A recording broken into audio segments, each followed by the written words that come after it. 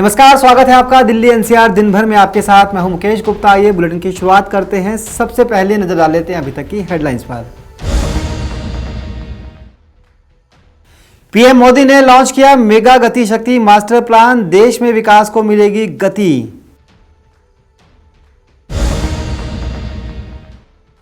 दशहरे पर दिल्ली में बीजेपी निकालेगी झुग्गी सम्मान यात्रा, झुग्गी वासियों का होगा सम्मान। आने वाले सालों में घट सकता है दिल्ली एनसीआर का दायरा, एनसीआर योजना बोर्ड ने मसौदा क्षेत्रीय योजना 2041 को दी मंजूरी। राष्ट्रपति भवन तक पहुंची लखीमपुर खीरी की लड़ाई, राहुल की अगुवाई में राष्ट्रपति से मिले कांग्रेसी नेता।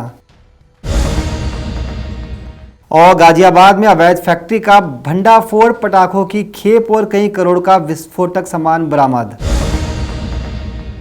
अब खबरें विस्तार से। प्रधानमंत्री नरेंद्र मोदी ने आज पीएम गति शक्ति नेशनल मास्टर प्लान योजना का शुभारंभ किया। करीब 100 लाख करोड़ की इस योजना में रेलवे, रोड सहित 16 मंत्रालयों को डिजिटली कनेक्ट किया जाएगा।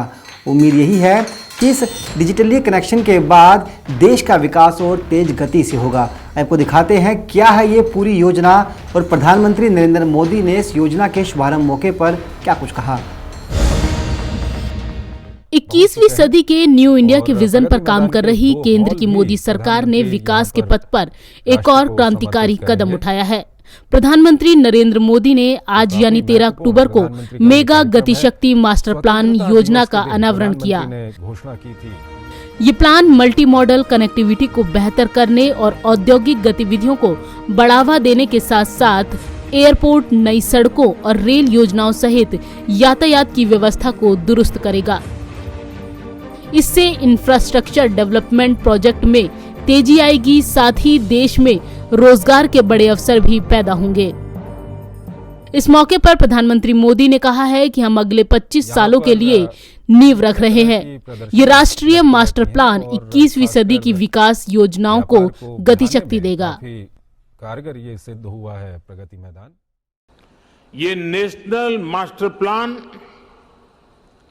21वीं सदी के भारत को गति शक्ति देगा। नेक्स्ट जनरेशन इंफ्रास्ट्रक्चर और मल्टी मॉडल कनेक्टिविटी को इस नेशनल प्लान से गति शक्ति मिलेगी। इंफ्रास्ट्रक्चर से जुड़ी सरकारी नीतियों में प्लानिंग से लेकर एग्जीक्यूशन तक को ये नेशनल प्लान गति शक्ति देगा। सरकार के प्रोजेक्ट्स तय समय सीमा के भीतर पूरे हों, इसके लिए ये गति शक्ति नेशनल प्लान सही जानकारी और सटीक मार्गदर्शन करेगा। गति शक्ति के इस महाअभियान के केंद्र में हैं भारत के लोग, भारत की इंडस्ट्री, भारत का व्यापार जगत, भारत के मैन्युफैक्चरर्स, भारत के किसान, भारत का गांव। ये भारत की वर्तमान और आने वाली पीढ़ियों को 21वीं सदी के भारत के निर्माण के लिए नई ऊर्जा देगा। प्रधानमंत्री नरेंद्र मोदी ने पहले प्रगति मैदान के नए कॉम्प्लेक्स का उद्घाटन किया। इसमें 4 हॉल बनकर तैयार हो चुके हैं। इनको पूरी तरह से बदल दिया गया है। इसमें 4800 कार एक साथ पार्क हो सकती हैं। एग्जीबिशन हॉल का लोकार्पण प्रधानमंत्री जी के द्वारा किया जा रहा है। फिलहाल कुछ अंडरपास और टनल बन रही हैं, जिससे बाहर की सड़कों का ट्रैफिक कंट्रोल किया जा सकेगा। गति शक्ति कार्यक्रम का लक्ष्य इस 100 लाख करोड़ की बड़ी परियोजना के तहत देश में रेलवे और रोड इंफ्रास्ट्रक्चर को मजबूत करना, स्वास्थ्य सेवाओं से लेकर हवाई सफर के लिए एयरपोर्ट कनेक्टिविटी, वाटरवेज, शहरों में स्मार्ट कनेक्टिविटी, ई हाईवे जैसे परियोजनाओं को शामिल किया गया है। इसके तहत शुरुआत में 16 ऐसे मंत्रालयों की पहचान की गई जो बेसिक इंफ्रास्ट्रक्चर डेवलपमेंट का काम देखते हैं। पेट्रोलियम, रेलवे, उड्डयन, ऊर्जा, सड़क परिवहन, पोत, आईटी, टेक्सटाइल जैसे 16 मंत्रालयों को इसमें शामिल किया गया है। इस योजना में 2020-21 तक निर्मित सभी प्रोजेक्ट की डिटेल है और 16 विभागों की सभी केंद्रीय परियोजनाओं के साथ साथ फीड किया गया है, जिनकी साल 2025 तक कल्पना की गई है। यहाँ उपस्थित बता दें कि प्रधानमंत्री मोदी ने इस साल अपने स्वतंत्रता दिवस भाषण में गति शक्ति योजना की घोषणा की थी। हाल ही में केंद्रीय सड़क परिवहन और राजमार्ग मंत्री नितिन गडकरी ने बताया था कि केंद्र सरकार जल्द ही प्रधानमंत्री का राष्ट्रीय मास्टर प्लान गति शक्ति को शुरू करने जा रही है। समग्र और एकीकृत बुनियादी ढांचे के विकास के लिए 100 लाख करोड़ रुपए से अधिक की योजना रोजगार के बड़े अवसर पैदा करेगी। आपको बता दें कि ये योजना प्रधानमंत्री नरेंद्र मोदी की आत्मनिर्भर भारत के नजरिए का एक अहम हिस्सा है। जनहित की स्कीम्स को यदि सिद्धि नवोदय टाइम्स के लिए संगीता सिंह की रिपोर्ट, दिल्ली। लागत में तो मंत्रालयों दिल्ली के झुग्गी वासियों के सम्मान में अब दिल्ली बीजेपी झुग्गी सम्मान यात्रा निकालने जा रही है। दशहरे से शुरू होने वाली ये सम्मान यात्रा 29 नवंबर तक चलेगी। दिल्ली बीजेपी का दावा है कि सम्मान यात्रा के द्वारा न सिर्फ झुग्गी वासियों का सम्मान किया जाएगा, बल्कि उनकी समस्याओं को भी सरकार तक पहुंचाने की कोशिश की जाएगी। कैसी रहेगी ये योजना, दिल्ली के किस किस इलाके से निकाली जाएगी योजना और दिल्ली के झुग्गी वासियों को दिल्ली बीजेपी से कनेक्ट करने के लिए क्या कुछ खास रहने वाला है, इसी को लेकर देखिए हमारी खास रिपोर्ट। कि प्रेस वार्ता में आपको यहाँ बुलाने का जो हेतु है वो दिल्ली के अंदर लगभग 15 से 20 लाख के आसपास लोग दिल्ली में झुग्गी झोपड़ी स्लम में रहते हैं और भारतीय जनता पार्टी हमारे देश के यशस्वी प्रधानमंत्री श्री नरेंद्र मोदी जी लगातार सामान्य व्यक्ति, गरीब से गरीब आदमी की चिंता करते हैं और अनेक योजनाएं जो गरीब कल्याण और जो हमारे झुग्गियों में रहने वाले लोग, उनके अनेक योजनाएं उन्होंने दी हैं। वो चाहे प्रधानमंत्री गरीब कल्याण अन्न योजना हो, उज्ज्वला योजना हो या फिर स्वनिधि योजना हो, जिसमें रेहड़ी पटरी वालों को 10,000 रुपये तक का लोन दिया जाता है, उनको अपने पैरों खड़ा होने के लिए स्वाभिमान से जीने का हक दिया जाता है।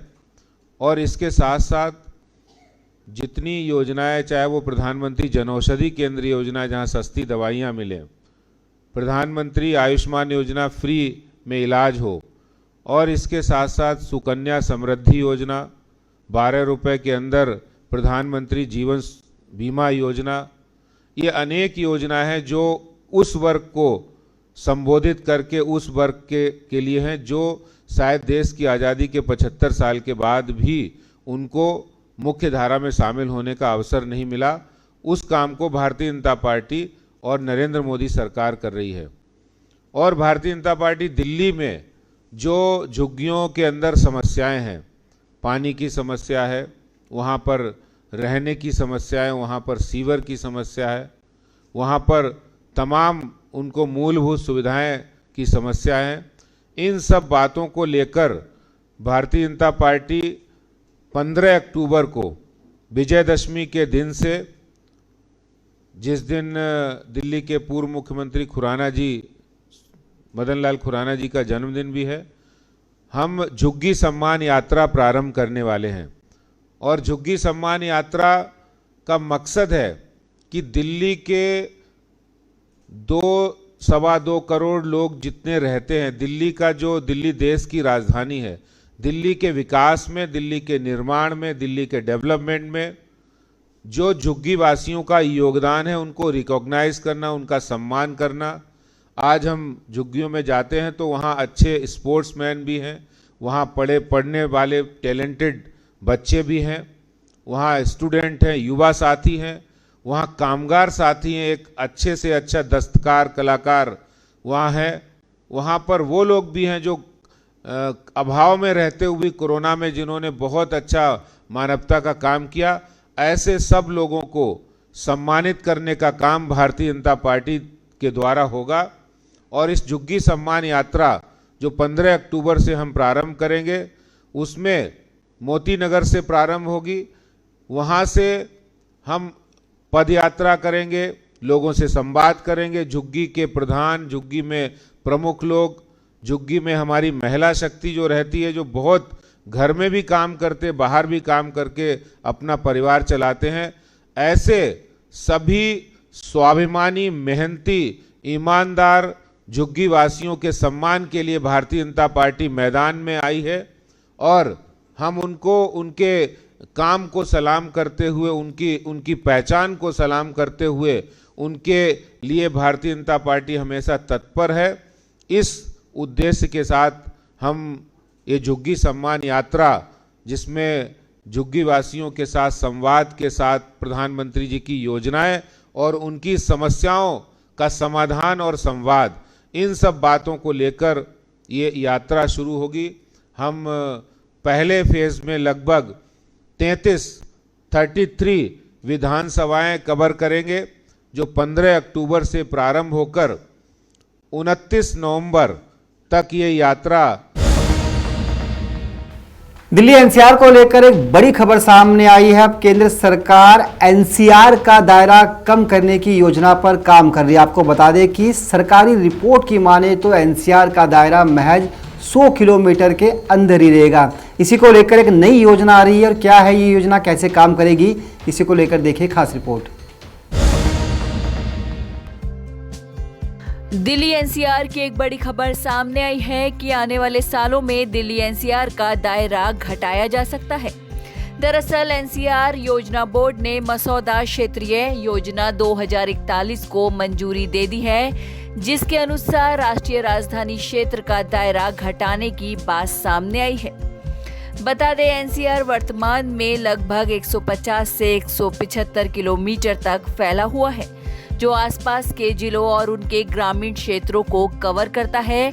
लेकिन क्षेत्रीय योजना 2041 की मंजूरी मिलने से अब 100 किलोमीटर के बाहर का क्षेत्र एनसीआर का मुख्य हिस्सा नहीं रहेगा। ऐसा होने पर राष्ट्रीय राजधानी क्षेत्र राजघाट से 100 किलोमीटर के अंदर ही सिकुड़ जाएगी, जिसके बाद इसके आगे का क्षेत्र एनसीआर से बाहर हो जाएगा।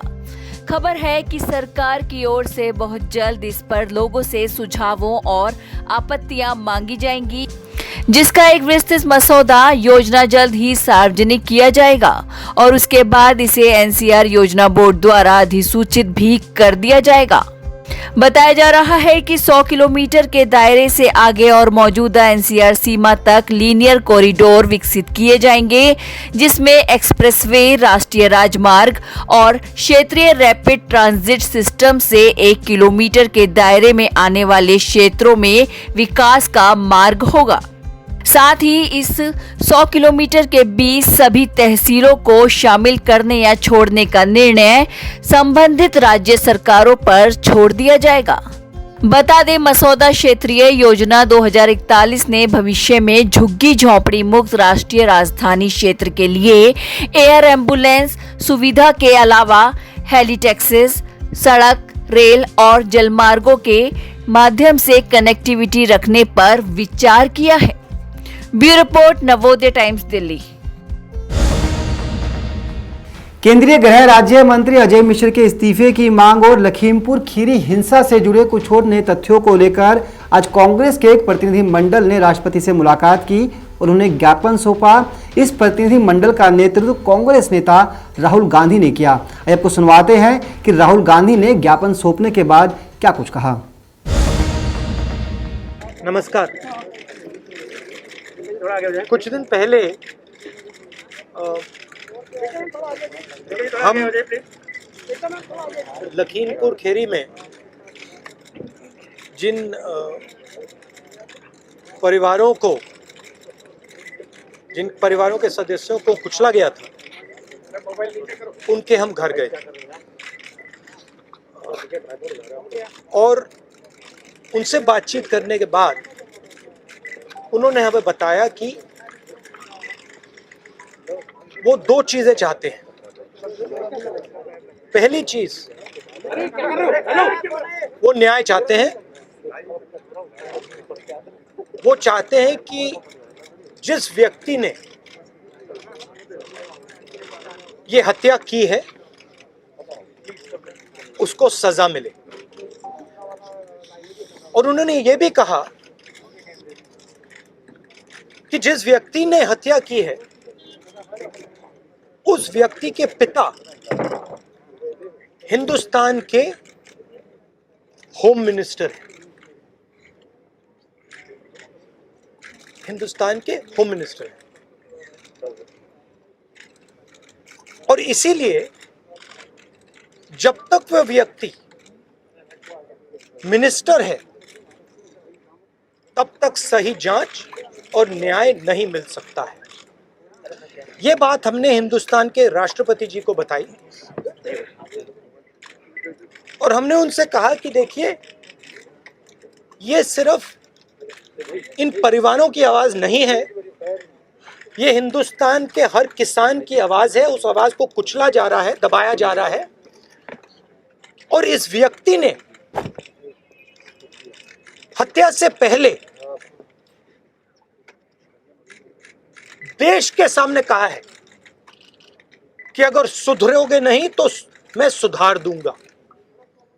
मतलब किसानों को धमकी दी और फिर उस धमकी पर एक्शन लिया और किसानों को मारा।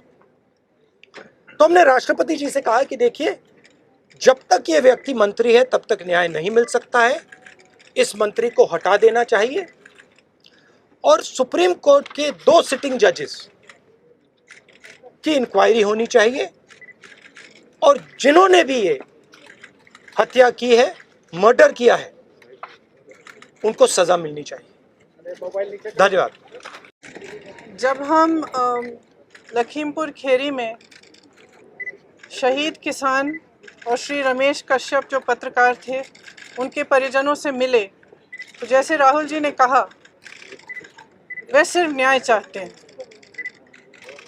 और उनके लिए न्याय का मतलब ये है कि सिटिंग जजेस द्वारा जांच की जाए, एक निष्पक्ष जांच हो। और सबसे महत्वपूर्ण मुद्दा उन्होंने ये उठाया कि जो गृह राज्य मंत्री हैं देश के, जो अपराधी के पिता हैं, उनकी बर्खास्तगी की जाए। उनका ये मानना है कि जब तक इनकी बर्खास्तगी नहीं होगी तब तक निष्पक्ष जांच नहीं हो सकती और अपराधियों को सही सज़ा नहीं मिलेगी। मैं मानती हूँ कि ये सिर्फ उन शहीद किसानों और शहीद पत्रकार के परिजनों की मांग नहीं है, ये उत्तर प्रदेश की सारी जनता की मांग है और ये देश के एक एक जो राइट थिंकिंग इंसान है उनकी भी मांग है। इस देश में न्याय की उम्मीद कभी बुझनी नहीं चाहिए और आज जो हम देख रहे हैं उससे सरकार ये संदेश दे रही है पूरे देश को कि आपको न्याय नहीं मिलेगा। अगर आप गरीब हैं, आप दलित हैं, आप किसान हैं, आप महिला हैं, आपके लिए न्याय नहीं है, कानून नहीं है। और अगर आप सत्ताधारी हैं, भाजपा के मंत्री हैं, तब कानून आप पर लागू नहीं होगा। तो जो शहीद परिवार हैं, जो शहीदों के परिवार हैं, उनकी ओर से, क्योंकि वो यहाँ नहीं आ सकते राष्ट्रपति जी के से मिलने के लिए, उनकी ओर से हमने उन्हीं की मांग उठाई है और हमें आशा है कि राष्ट्रपति जी इसके बारे में कार्रवाई जल्दी ही करेंगे। कोई आश्वासन राष्ट्रपति जी से इस मसले पर आपको मिला क्या? किस तरह?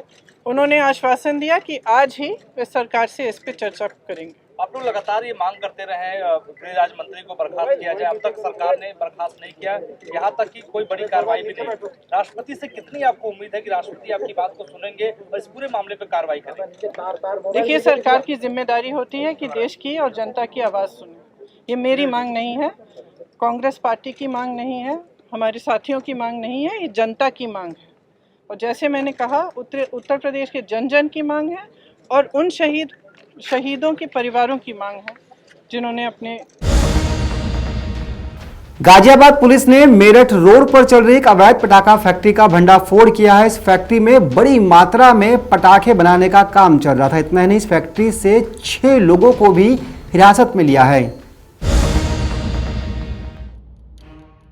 यूपी से सटे गाजियाबाद में क्राइम ब्रांच ने देर रात मधुबन बापू धाम थाना क्षेत्र के मेरठ रोड पर अवैध रूप से संचालित एक पटाखा फैक्ट्री का भांडाफोड़ किया है। पुलिस ने फैक्ट्री पर छापा मारकर करोड़ों रुपए के पटाखे व कच्चा माल बरामद किया है। पुलिस ने मौके पर काम कर रहे फैक्ट्री सुपरवाइजर समेत 6 से अधिक लोगों को गिरफ्तार किया है।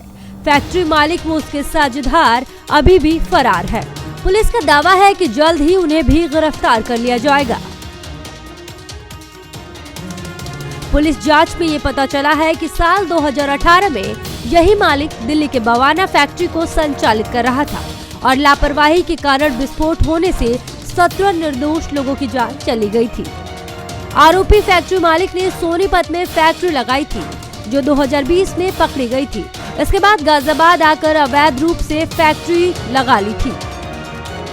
इस पूरे मामले का खुलासा करते हुए एएसपी आकाश पटेल ने क्या कुछ बताया, चलिए सुनाते हैं। थाना मधुबन बापूधाम क्षेत्र में मदन धाम के पास एक अवैध पटाखा फैक्ट्री का पर्दाफाश स्वाट टीम के द्वारा किया गया है। इस फैक्ट्री में जो विस्फोटक पदार्थ पाए गए हैं उनकी अनुमानित कीमत लगभग 3 करोड़ रुपए के आसपास है।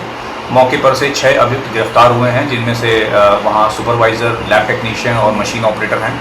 इनके द्वारा पूछताछ में बताया गया है कि ये फैक्ट्री जो है इसका मालिक मनीष जैन और इसके साथ में ललित गोयल एवं तरुण, ये व्यक्ति हैं जो इसके साथ बराबर के साझेदार हैं।